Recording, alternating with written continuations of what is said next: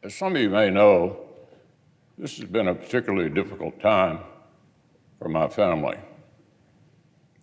We tragically lost Elaine's younger sister, Angela, just a few weeks ago.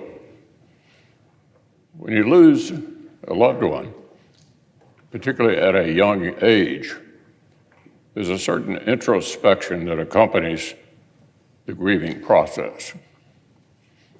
Perhaps it is God's way of reminding you of your own life's journey, to reprioritize the impact of the world that we will all inevitably leave behind.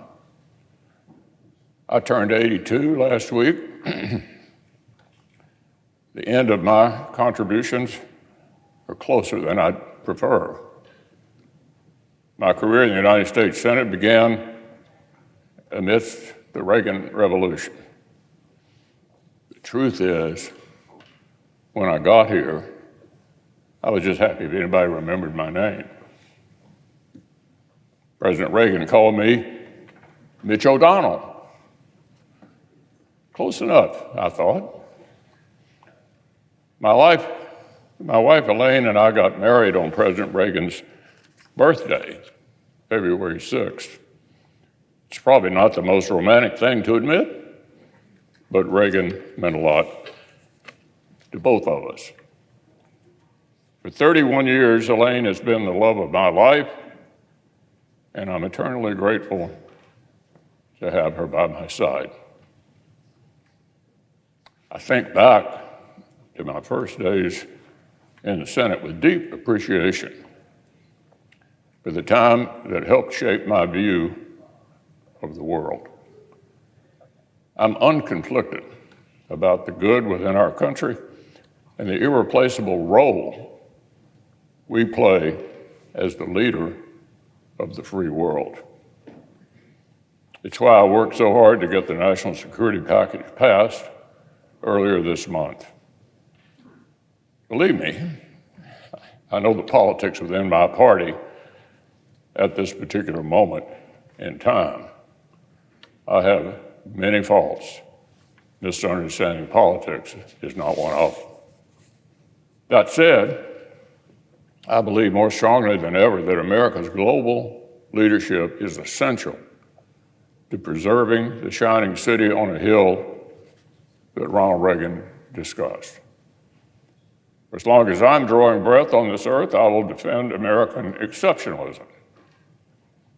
So as I've been thinking about when I would deliver some news to the Senate, I always imagined a moment when I had total clarity and peace about the sunset of my work. A moment when I'm certain I have helped preserve the ideals I so strongly believed. That day arrived today. My goals when I was narrowly elected to the Senate back in 1984 were fairly modest. Do a good job for the people of Kentucky and convince them that by doing so, they might rehire me for a second term. That was it. That was the plan. If you would have told me 40 years later that I would stand before you as the longest-serving Senate leader in American history, frankly, I would have thought you'd lost your mind. I have the honor of representing Kentucky in the Senate longer than anyone else in our state's history. I just never could have imagined that happening when I arrived here in 1984 at 42. I'm filled with heartfelt gratitude and humility for the opportunity. But now it's 2024. I'm now 82. As Ecclesiastes tells us, to everything there is a season and a time to every purpose under heaven. To serve Kentucky in the Senate has been the honor of my life. To lead my Republican colleagues has been the highest privilege.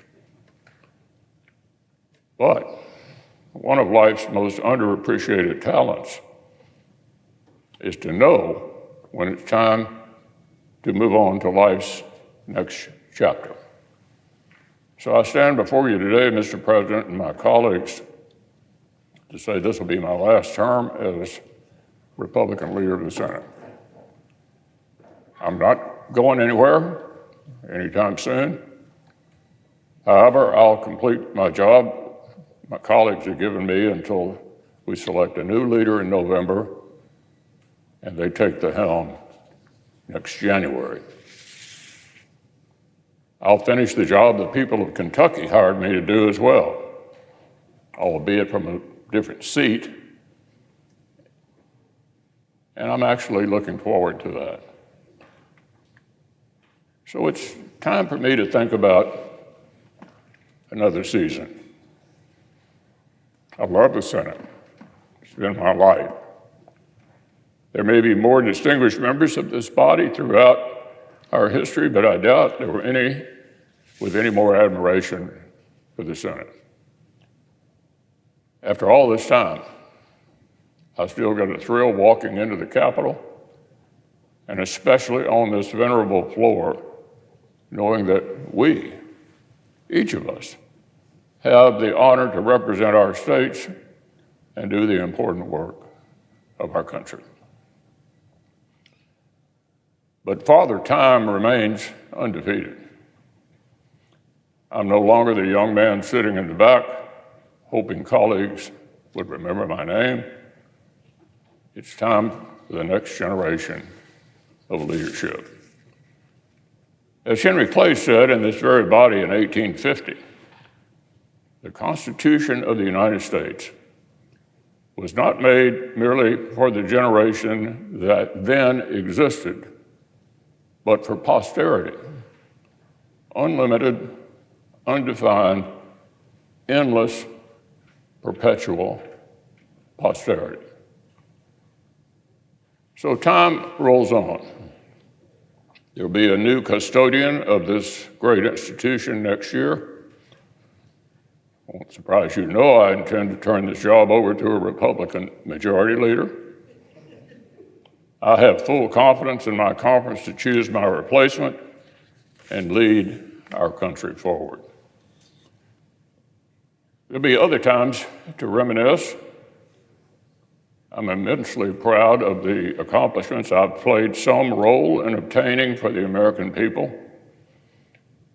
Today is not the day to discuss all of that, because as I said earlier, I'm not going anywhere anytime soon.